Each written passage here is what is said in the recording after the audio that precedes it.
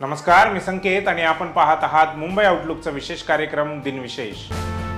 सरदार गोपाळ हरी देशमुख यांचे घराणे मूळचे कोकणातले वतनदार होते। घराण्याचे मूळचे आडनाव सिद्धे, त्यांच्या देशमुखी वतनामुळे देशमुख हे आडनाव रूढ झाले।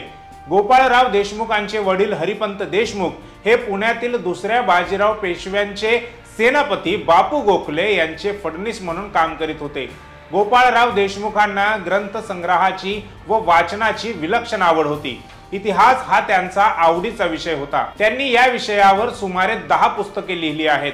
19व्या शतकाच्या सुरुवातीच्या काळात इंग्रजी शिक्षणामुळे घडलेल्या पहिल्या काही नवशिक्षितांपैकी एक म्हणजे गोपाळराव हरी। त्यांनी मराठी शाळेत शिक्षण घेत असतानाच इंग्रजीचा अभ्यास केला। त्यांच्या वयाच्या 21व्या वर्षी ते न्यायालयामध्ये भाषांतरकार म्हणून झाले। सदर अदालताची म्हणजेच मुन्सिफीची परीक्षा उत्तीर्ण झाल्यावर 1862 पासून ते मुंबई सरकारच्या न्याय खात्यामध्ये न्यायाधीश झाले। त्या पदावर त्यांनी अहमदाबाद, नाशिक आणि सातारा इथल्या कोर्टात काम केले।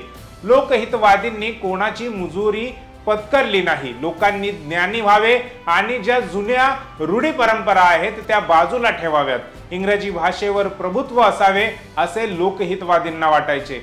मातृभाषेतून शिक्षण या तत्वाचाही त्यांनी प्रसार केला। समाजातील बालविवाह, हुंडा, बहुपत्नीत्व यांसारख्या अनेक प्रथांवर त्यांनी आपल्या लेखनातून आणि भाषणातून हल्ला चढवला।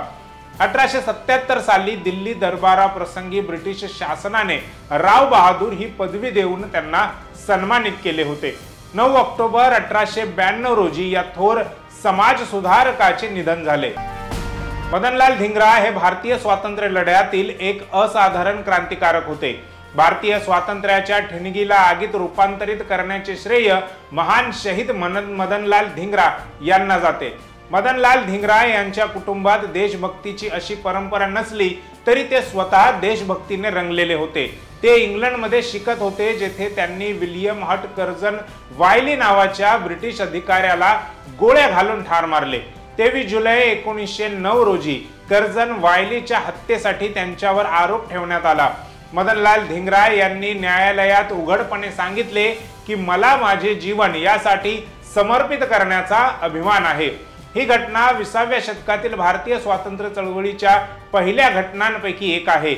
1 जुलै 1909 रोजी संध्याकाळी इंडियन नॅशनल असोसिएशनच्या वार्षिक कार्यक्रमाला उपस्थित राहण्यासाठी मोठ्या संख्येने भारतीय आणि ब्रिटिश जमले होते। भारताच्या परराष्ट्र सचिवांचे राजकीय सल्लागार सर विल्यम हट कर्जन वायली त्यांच्या पत्नीसह सभागृहात प्रवेश करताच धिंगरा यांनी त्यांच्या चेहऱ्यावर त्यांना 5 गोळ्या झाडल्या। यापैकी 4 जणांनी योग्य लक्ष गाठले। त्यानंतर धिंगराने त्यांच्याच पिस्तुलीने स्वतःवर गोळी झाडण्याचा प्रयत्न केला, पण ते पकडले गेले। 23 जुलै 1909 रोजी जुन्या बेली न्यायालयात धिंगरा खटल्याची सुनावणी झाली। न्यायालयाने त्यांना मृत्यूदंडाची शिक्षा सुनावली आणि 17 ऑगस्ट 1909 रोजी लंडन मधील पेंटिनव्हिल तुरुंगात त्यांना फाशी दिली। मदनलाल त्यांच्या मृत्यूनंतर आजही अमर आहेत। जुलियस रॉबर्ट ओपनहायमर हे अमेरिकेचे भौतिकशास्त्रज्ञ होते। दुसऱ्या महायुद्धादरम्यान लॉस अलामोस प्रयोगशाळेचे मुख्याधिकारी असलेल्या ओपनहायमरना अणुबॉम्बच्या जनकांपैकी एक मानले जाते। ते युनिव्हर्सिटी ऑफ कॅलिफोर्निया बर्कली येथे प्राध्यापक होते। यांचा भाऊ फ्रँक ओपनहायमर हा सुद्धा भौतिकशास्त्रज्ञच होता।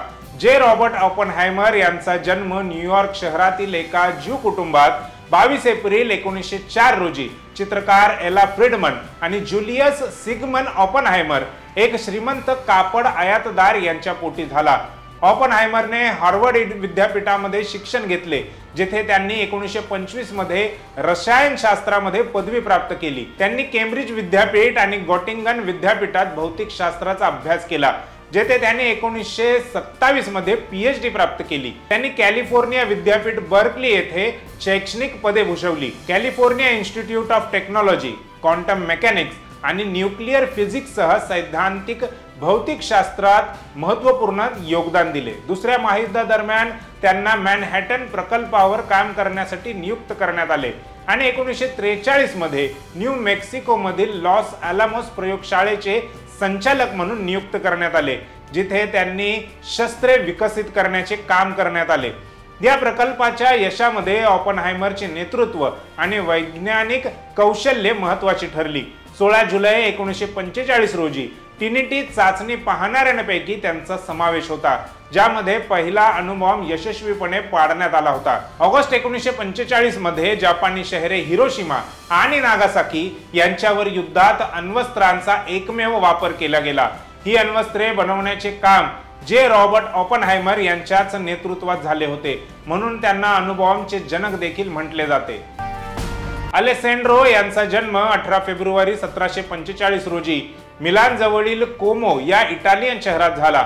बालपणात सेंड्रोचे संगोपन एका नर्सने केले, जिने त्यांच्या विकासाकडे पुरेसे लक्ष दिले नाही, म्हणून वयाच्या 4 वर्षापर्यंत ते बोलू शकत नव्हते, कठीण आवाजात उच्चार करू शकत नव्हते, मुलाला मतिमंद मानले जात होते। सँड्रिनोने वयाच्या 7व्या वर्षीच पूर्ण भाषण मिळवले।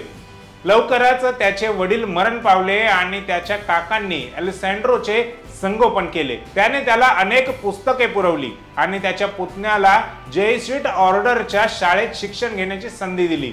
जिज्ञासू वोल्टाने स्पंज सारखे ज्ञान आत्मसात केले। त्याने गणित, इतिहास, लॅटिन या विषयांचा आवडीने अभ्यास केला, परंतु इतर कोणत्याही विषयापेक्षा त्याला भौतिकशास्त्राची आवड होती। या तरुणाने आयझॅक न्यूटन, बी फ्रँकलिन यांच्या कामांचा अभ्यास केला।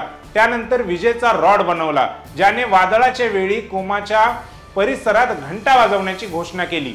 पदवी प्राप्त केल्यानंतर वोल्टाने त्याच्या गावी व्यायामशाळेत भौतिकशास्त्र शिकवण्यास सुरुवात केली, परंतु नम्र भौतिकशास्त्राच्या शिक्षकाची भूमिका त्याच्यासाठी नव्हती। काही वर्षानंतर ते पाविया येथील एका प्रतिष्ठित विद्यापीठात भौतिकशास्त्राचे प्राध्यापक झाले। तरुण प्रोफेसरने युरोपियन राजधान्यांमध्ये मोठ्या प्रमाणावर प्रवास केला, तेथील अनेक व्याख्याने दिले आणि प्रमुख शास्त्रज्ञांशी संवाद साधला। 1815 मध्ये वोल्टा पडुआ विद्यापीठाच्या फिलॉसॉफी फॅकल्टीचे प्रमुख बनले।